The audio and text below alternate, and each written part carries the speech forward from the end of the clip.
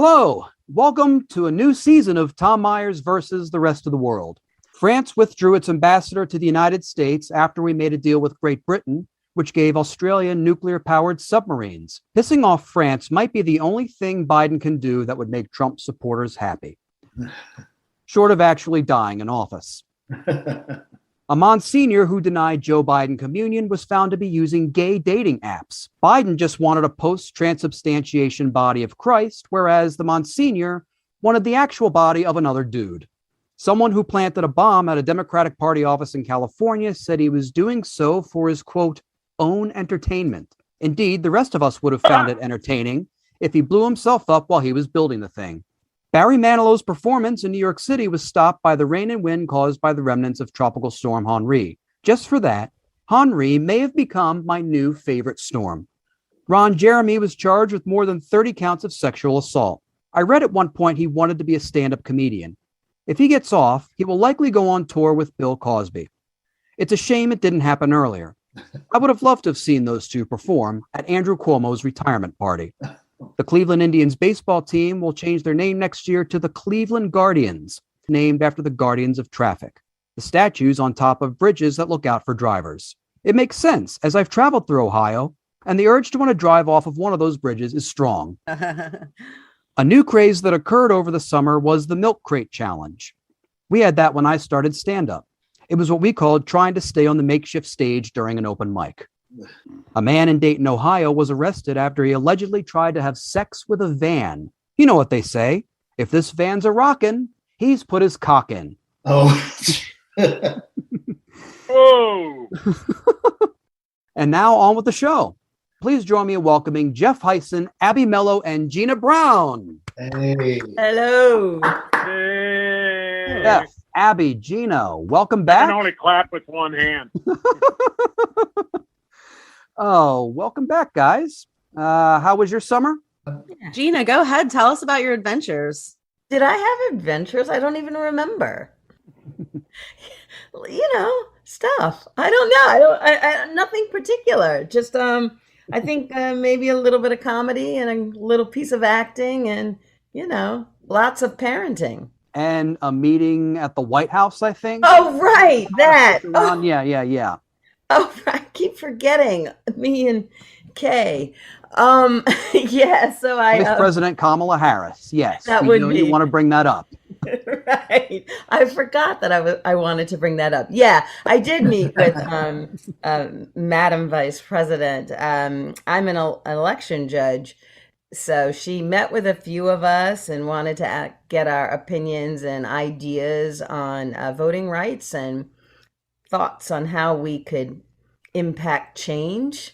So, I met at the White House and that was really fruitful. So I'm excited to see if she takes any of my personal advice. And I think I'm not the only one who is like, and the filibuster. So I tried, to relay a message or two, but we'll see. Yeah. But did you think to interview her for the Tom Myers podcast? I mean, I'm sure. Like, why wouldn't she? She's my girl now. I think she wants to be president someday. So, although I imagine this podcast was a great stepping stone to get that meeting. Oh, you think this is the thing that they play in the other commercials? She saw fit to appear on this podcast with this man. Is she fit to be president? Yeah, good times. Abby, how about yourself? Not nearly as exciting as Gina's summer, but I got very into gardening. I got a community garden plot, grew a lot of stuff. I don't know, still baking bread. Really not that interesting. Really pretty boring stuff, pretty basic stuff. Would you grow, Abby? I had one fantastic tomato plant and one fantastic pepper plant that produced lots and lots of stuff. Now I'm on to cold winter crops. I've got some arugula in and spinach and lettuce. So really, I'm learning a lot, lots of YouTube videos. I started whole composting for anybody who wants to make a dirty joke about that. Yeah, you just dump all your kitchen scraps into the hole when you rip a plant out, and apparently in 6 months it kind of makes compost. Does it make rats as well, or? So I buried it pretty deep. That's a good question because this is Baltimore City. So yeah, I haven't had any problems. I've done a couple holes already, and I haven't had any. I haven't woken up to any digging. So yeah, hopefully Your holes are full and nothing interesting going in. God, I got a dirty hole garden. Got it. Only in Baltimore City. Jeff, how about yourself? I'm trying to not to comment on the last discussion, with Abby digging into certain things. I'm trying to avoid that. You're already getting approval from HR for it. Yeah. By HR, I mean me. Okay. Okay. It's like an ethics review at the former guy's White House. Yeah, okay, it's fine. It's good to see everybody again. Congratulations on season 2, Tom. Please join me in welcoming tonight's guest, Mike Wally Walter. Yay! Oh, thank you for having me, Tom. So, how's everything been on your end? I know the topic we were going to discuss tonight is COVID, the vaccine, things reopening, and I know that prior to lockdown, you did a lot of traveling. You're very busy. Is that starting to pick back up a little bit now? It's picking back up, but last year was not a good year. Besides, I lost a leg. I don't know if you knew that. So they just took a toe about 3 weeks ago on the good foot. Because if they took a toe on the bad foot, it wouldn't matter. But they took a toe on the good foot. And they just keep whittling away at me. Pretty soon it's just going to be me and a couple of stumps. Oh, In the continuing fight against COVID-19, we are constantly coming up with new ways to detect the disease. Located in Florida, one of the COVID hotspots in this country, the Miami Heat basketball team is using this innovative way to keep their fans safe.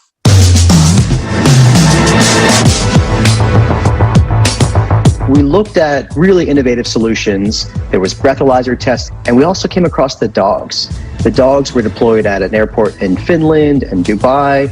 Local governments in Mexico and Chile are using them. And so we saw that they're as effective as a PCR test, yet infinitely faster. Detection dogs are very common. Obviously, when you go to airports, you typically see them sniffing out for weapons, sniffing out for drugs. But now the fact that they can start sniffing COVID is actually something remarkable. So what is it exactly that they are sniffing? Is it the protein of COVID or is it the sweat?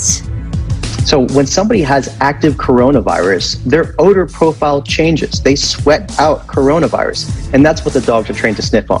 How many dogs are there? We're going to have 4 dog teams to start. We're really excited to have fans back in a safe way, and the experience will be pretty much the same. So imagine you normally walk up to the metal detectors. There'll be one step before that where you stand in line, put your hands down by your side, and the dog will walk past you. It's as simple as that. Okay, what happens if you have COVID? If the dog detects on you, they will sit down next to you. It's a very gentle signal. And they tell the professional handler, hey, this person might have COVID.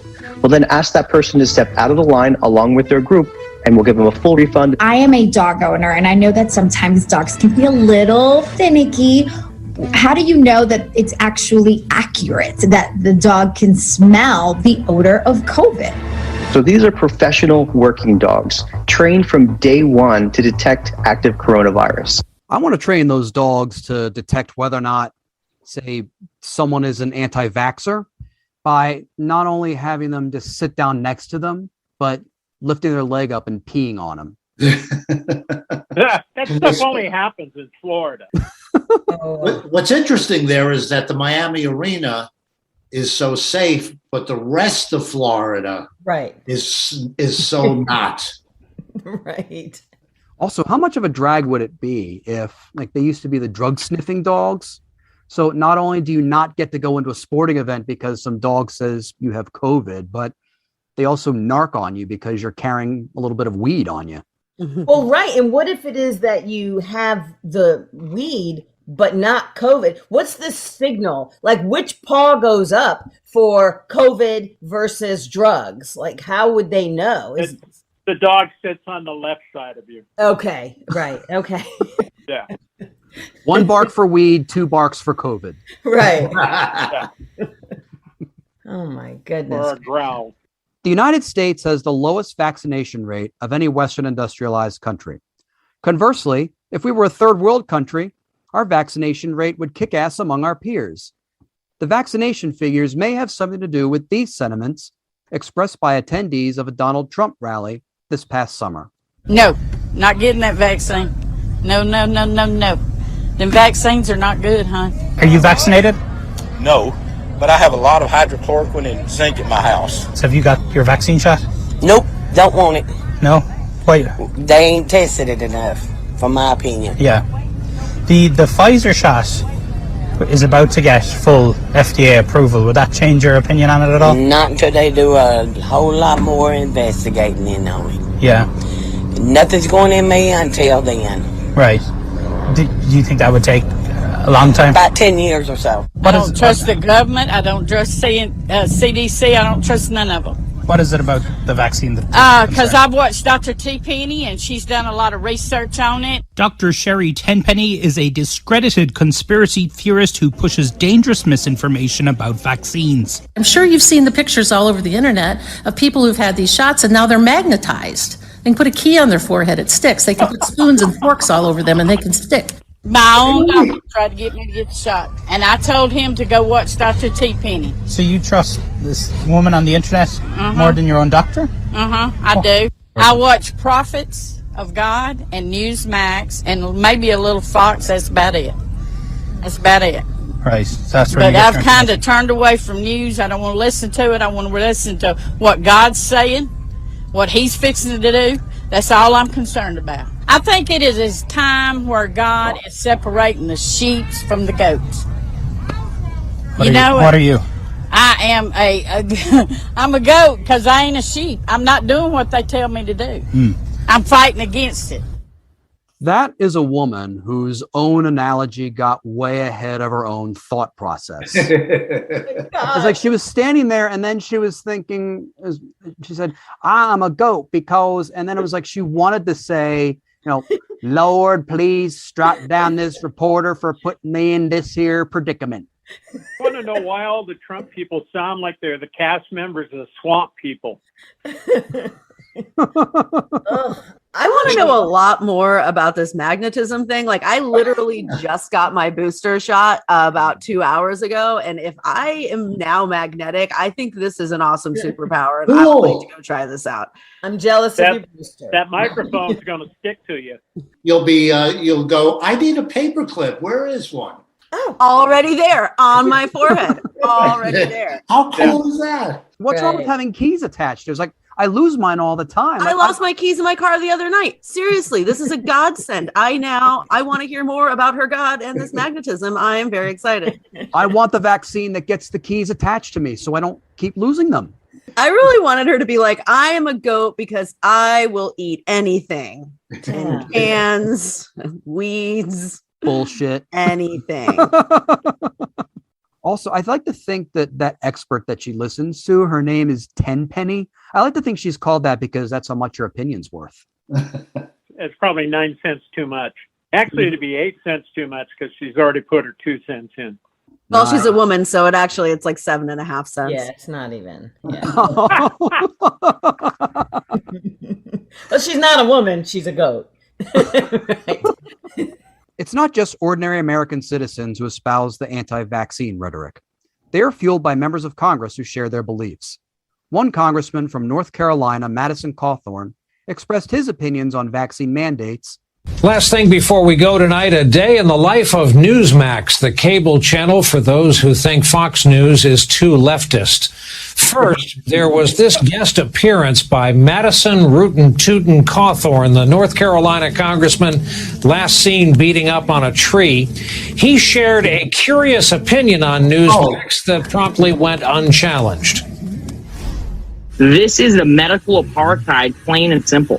There's over 100 million Americans who are not vaccinated. I think it's even more than that.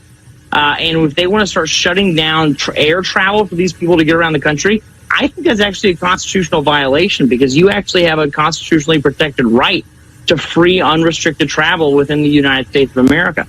I like to think Madison Cawthorn boxing that tree was his way of saying, this is how George Washington chopped down that cherry tree. Oh my God. It's just such a literal opposite of being a tree hugger. Like, it is. It's a tree fighter. I'm a tree beater. Fighter. Took it way too far. I like how good he is with the English language. He said, over 110 million plus.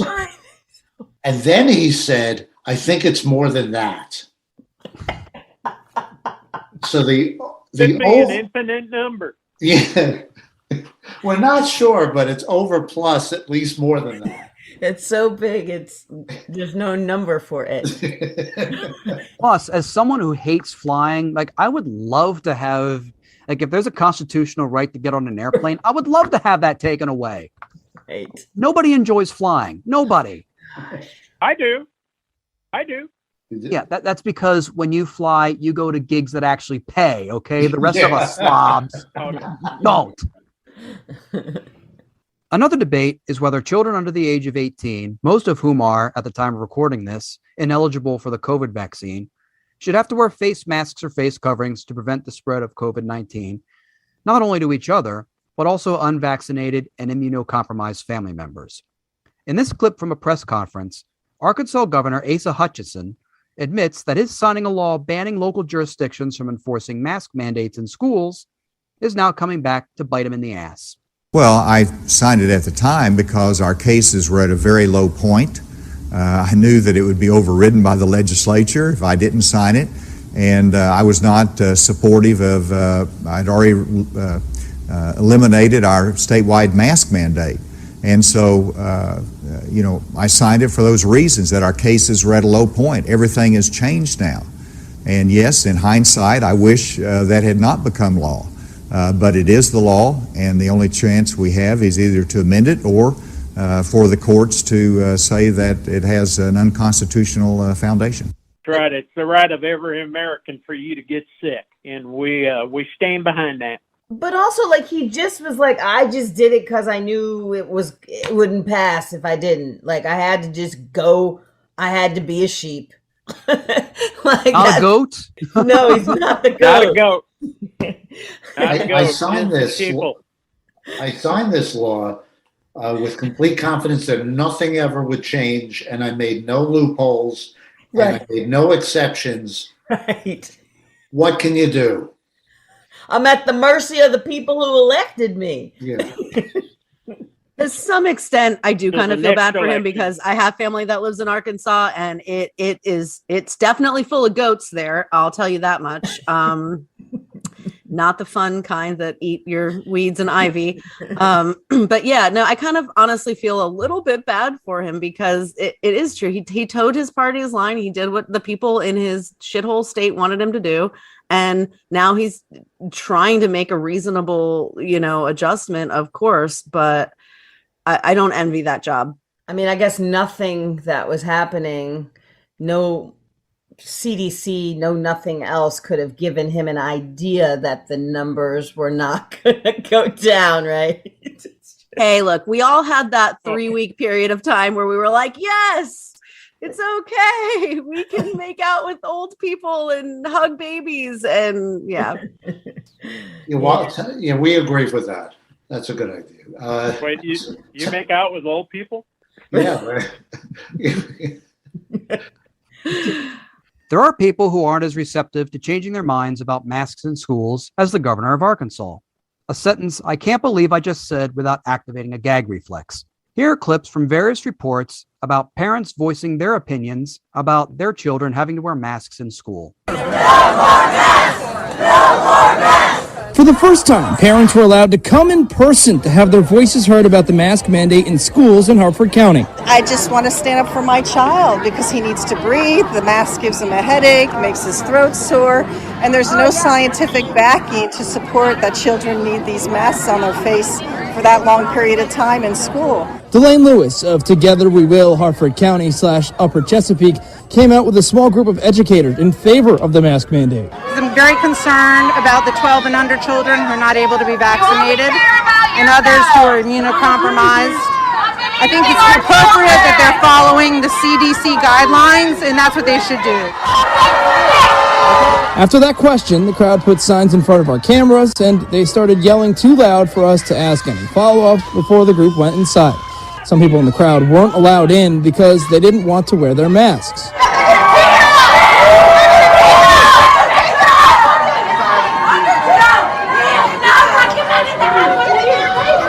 In Northern California, an elementary school teacher was hospitalized last week after a parent attacked him during a verbal argument over face masks, a district official says. It was originally between the parent and the principal, and the teacher intervened at that point. The female principal intervened to say, hey, it's time to go. Like, you stop. The teacher was stitched up for cuts and lacerations to his face. Police responded to the scene and are investigating. The parent was not arrested. The tension and misinformation flowing into county board meetings like this one in San Diego. Your children and your children's children will be subjugated. They will be asked, how many vaccines have you had? Have you been a good little Nazi? Hail Fauci! Hail Fauci! Something tells me that guy has injected stuff into his arm that's more harmful than the COVID vaccine. He was not Why human. does he sound like he's from the WWE? A highlight of that, if I can put that in quotes, was when the teacher was saying that she's concerned about the children who are 12 and under because they're not vaccinated. So she's saying this, and it's a valid comment, and somebody yells, "You only care about yourself." Yeah, I picked up on that. She's talking about children and immunocompromised as she's talking about being concerned for immunocompromised people. Right. There's someone screaming at her that she's only being selfish. Yeah. I love the choice signs, because you take that sign to the same group of people and you ask them about a woman's right to choose, and it's all very different. Gina, did you see the sign where consent was spelled wrong? Like, I am not surprised this group of people can't spell consent. The ones I feel really bad for are, I know it was mainly visual, but for the kids in that clip where the woman was yelling at the administrator to let her in without the face mask, the kids are standing there, and you know what? Kids are actually pretty chill. They're pretty open-minded. Yeah, kids are chill. Kids don't care. The best was when she was like, and there's no science to prove that the masks do anything. It wouldn't matter. There is science, but you don't believe in it. So it doesn't matter. No, the one sign said, it's like putting a mask is like putting a Band-Aid on a gushing wound. I saw that. I'm like, so you're admitting that we're in gushing wound territory right now. When I saw that sign, I was like, Tom, why do you live there? Move. Right? Because people know me and they stay away from me.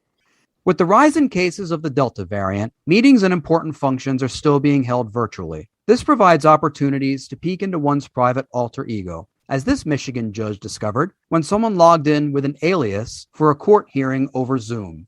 Then we'll bring this fool in.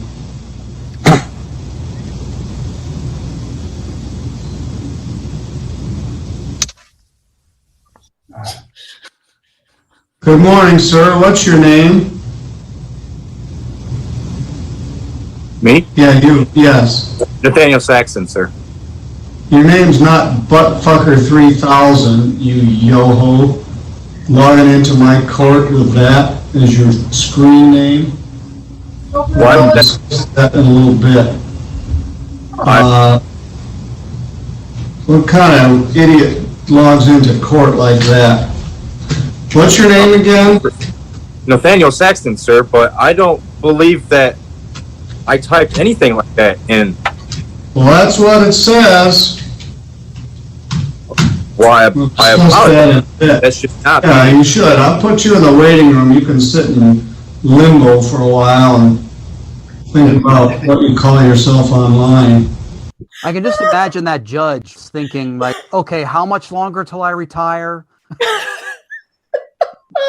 I I love that the judge just said it. He didn't just say, your name is not what it says on screen. Like, he said it. Well, who's going to hold him in contempt? Himself? Like, judges can do whatever the hell they want in those instances. I know. Okay, I feel really bad for Nathaniel. He obviously did not intend to do that. And like I could see the panic even in the he's only like 20 pixels by 20 pixels in that video. And I could see his sheer panic. I've been in Zoom rooms where people got Zoom bombed and you don't see it coming and it's really hard to tell that it's happening until it's too late. I wasn't sure he didn't know. No, he didn't know. That was definitely a Zoom bomb. Okay. Yeah. Okay. Yeah. And that judge was like not listening to him and then kicked him into the waiting room. And that guy was like, I don't know what's happening. I didn't. And if he's going to jail, the last name you want to have in prison is Buttfucker. That's what I'm saying. That's his computer. He did that. So he maybe plays, I don't know. I'm feeling very apologetic today. There's I'm definitely in a mood where I am just like seeing everything from all people's sides. It's the booster. And you're only on the first episode of the new season. When we get to like episode 26, you're going to be like, fuck that guy. No, I think video again on the season finale and your opinion will be different. I guarantee. We'll play it again. All right. In conclusion, this week, Pope Francis made vaccines mandatory for everyone at the Vatican. If only there was a sign from God that said this vaccine was okay. There are a lot of celebrities using their platforms to question this vaccine, its efficacy, and any mandates. Singer Nicki Minaj cautioned her fans about getting the vaccine after a secondhand report about someone's testicles being swollen after they received the shot. I have to admit, my genitals were enlarged the day after I got the vaccine, but that may have been because I spent a good portion of the day after I got my shot on Pornhub. Eric Clapton announced he would not perform at any venue that required proof of vaccination to enter. To be fair, he is consistent in that he feels the same way about making sure windows are secured in rooms where his children play. Oh, Whoa! Oh boy! Oh. Ouch! With all the complaints of people who don't want to get the COVID vaccine, feeling as though they're being ostracized and made social pariahs, they seem to be doing a good job doing that on their own. Heading to rallies and events to boast of their lack of protection, they may create not only their own social cliques, but their own separate vaccine-free colonies. These colonies will be open not to ridicule by the majority of the country who has had their vaccine, but curiosity.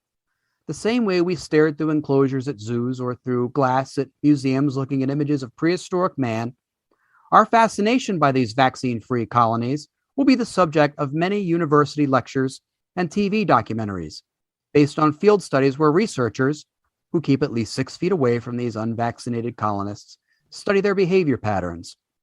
These behaviors will start off with complaining about how the COVID vaccine and the record needed to enter public places is a sign of tracking as they post on their social media not only their thoughts, but the date, time, and location of where they're having these thoughts, as well as any of their like-minded buddies who happen to be in the same location.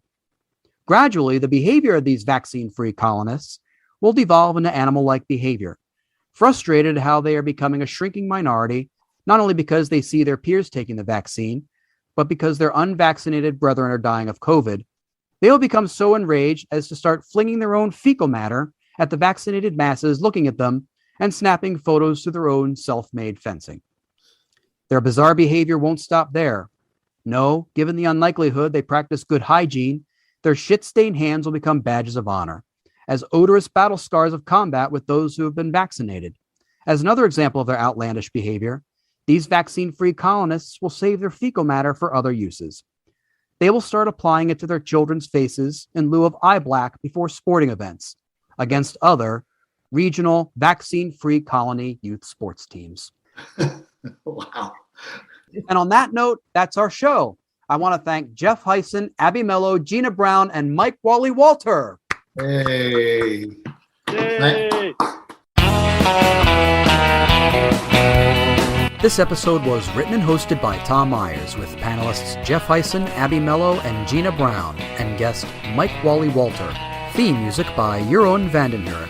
Executive producer Tom Myers. Executive producer for ipmNation, Matt Connarton. For more information, visit tommyers.us.